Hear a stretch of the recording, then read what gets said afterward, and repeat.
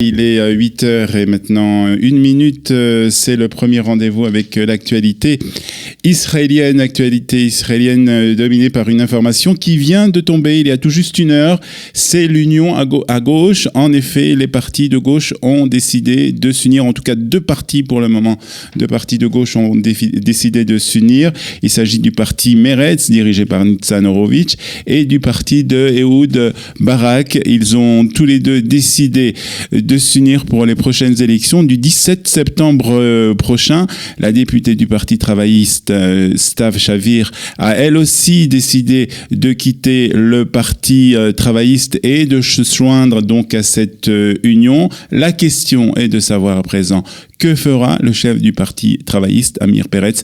Va-t-il aussi se joindre à cette union des partis de gauche? Une question pour le moment qui est sans réponse. Autre membre du Parti travailliste, Itzik Shmouli, qui hier a rencontré Ehud Barak, l'ancien Premier ministre, et qui a essayé de persuader l'étoile montante du Parti travailliste de se joindre aussi à cette union des partis de gauche. Mais pour le moment, Itzik Shmouli n'a pas pris encore sa décision et il reste pour le moment donc encore au Parti travailliste, donc première union des partis de gauche. Pour le moment, à droite, on n'en est pas encore là. Une semaine avant la date limite pour remettre les listes électorales à la commission des élections du 17 septembre prochain, rien n'est encore décidé dans les partis de droite. Hier, Ayelet Shaked et le chef de Beit Hayoudi, le rabbin Rafi Peretz, sont rencontrés afin de réduire les écarts, mais malgré la bonne volonté des 2 chefs des partis, ils n'ont pas trouvé de solution aux divergences qui existent encore. Parallèlement, se tiennent des discussions avec les responsables du parti Otzma Yehudit afin de les joindre aussi à cette union des partis de droite. Mais là aussi, les négociations sont pour le moment bloquées. Dans l'entourage du Premier ministre, on suit avec beaucoup d'intérêt ce qui se passe dans le camp de la droite israélienne. Le Premier ministre a même commencé à rencontrer personnellement les présidents des partis de droite afin d'empêcher Ayelet Shaked de se trouver à la tête de l'union des partis de droite. En effet, selon des sondages internes, Ayelet Shaked à la tête d'un tel parti volerait quelques précieux sièges au Likoud, et c'est donc Benjamin Netanyahu qui tente d'empêcher donc que Ayelet Shaked soit à la tête de l'union des partis de droite. Premier grand meeting s'est tenu hier pour le parti bleu-blanc. Il s'est tenu hier à Ramat Gan. Benny Gantz était le seul à s'exprimer. Pendant ce meeting, il a donc officiellement ainsi lancé la nouvelle campagne du parti pour les élections du mois de septembre. Un millier de personnes y ont participé à ce meeting où seul Benny Gantz a pris la parole. Netanyahou est occupé par sa propre personne alors que nous cherchons des moyens d'agir en faveur de l'État d'Israël. C'est ce qu'a indiqué le leader du parti. Selon les derniers sondages israéliens, le parti blanc-bleu pourrait remporter entre 28 et 30 sièges aux prochaines élections, mais même s'il devenait le plus grand parti israélien, son dirigeant, Benny Gantz, aurait du mal à pouvoir former une coalition. Et puis une jeune fille de 9 ans a été blessée par des balles tirées d'une voiture. Ce ne s'est pas passé dans les territoires en Judée-Samarie et il ne s'agit pas d'un attentat, mais ces tirs ont eu lieu dans la ville de Lod, dans le centre du pays.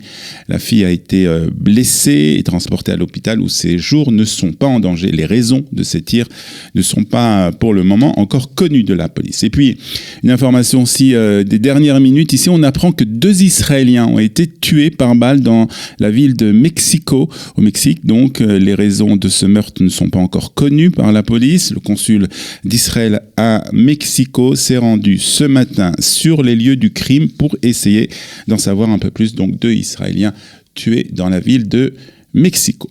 L'agence de presse iranienne a publié, elle, un communiqué dans lequel elle annonce qu'Israël est responsable de la mort de Yukiya Amono, qui est le directeur, l'ancien en tout cas directeur de l'Agence internationale d'énergie atomique, qui est décédé lundi.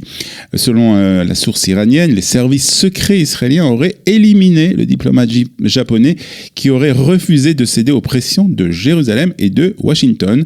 L'agence de presse iranienne précise aussi que l'administration américaine aurait aidé Israël dans cette mission. Selon la République islamique, le directeur de l'AIEA faisait face à des pressions incessantes lui demandant d'accuser l'Iran d'enfreindre l'accord sur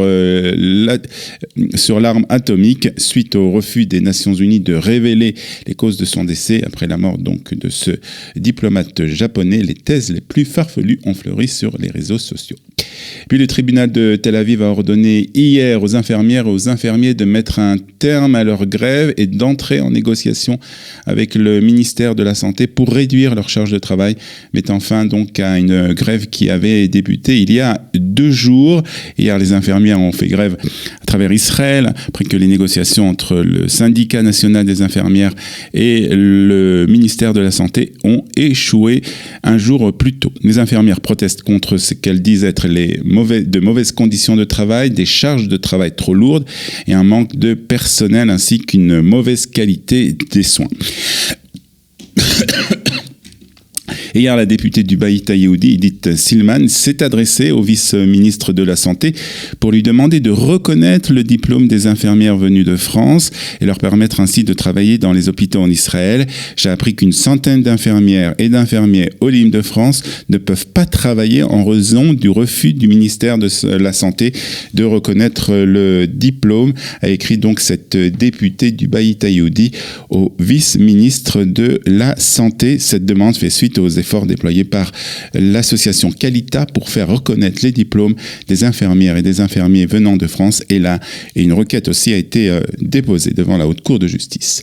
Puis sachez aussi que 6 Israéliens ont remporté 6 médailles à l'Olympiade internationale de mathématiques qui s'est tenue en Grande-Bretagne. L'équipe israélienne a fini 15e, à la 15e place sur 112 avec un score total de 156 points. Les États-Unis et la Chine ont pris une première place ex-aequo avec 227 points. Voilà, c'est la fin de ce premier rendez-vous avec l'actualité israélienne de ce matin. Notre prochain rendez-vous, ce sera à 7h30 heure de Paris pour la revue de la presse et des médias israéliens et il sera 8h30 ici à Jérusalem.